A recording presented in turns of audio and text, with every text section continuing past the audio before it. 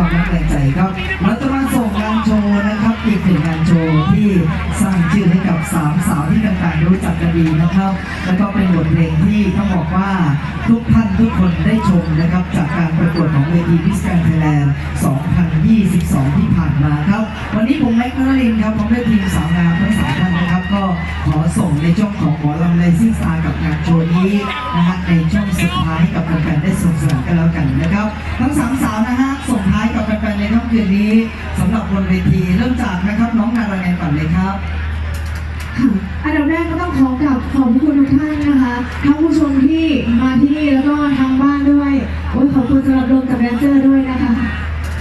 ต้องบอกว่าขอบคุณเป็นอย่างยิ่งนะคะที่มาเป็นกำลังแรงเชียร์แรงใจให้กับพวกเราทุกท่านไม่ว่าจะเป็นทั้งเรา3คนแล้วก็ทั้งทีมงานเรื่องเกี่ยวกับศิลป์บอกว่าปรับปลื้มและ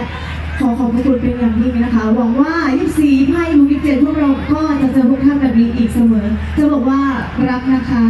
ขอบคุณครับน้องนาราแนนเชิญครับน้องอิงฟ้าครับค่ะก็สิ่งที่ทำให้พวกเราหายเหนื่อยก็คือได้เห็นรอยยิ้มแล้วก็ความสุขของทุกคนนะคะได้เห็นทุกคนเต้นแล้วก็โบกไม้โบกมือก็ดีใจแล้วก็หวังว่า24 25 26นี้เราจะได้เจอกันอีกนะคะมาร่วมสร้างความสุขแล้วก็รอยยิ้มไปด้วยกันวันนี้ไม่มีอะไรเลยค่ะนอกจากจะขอบคุณจากใจจริงๆค่ะอิงฟ้าครับน้องแป้งโกรธเชิญเลยครับมาแล้วกิติยาพรมาแล้วมาเอาแนวไปไวมาเอาในไปวานมาเอาผู้สาวมอลำผู้งามไปไวถ้าคนซาคนเลิศเด้อพี่น้องเด้อ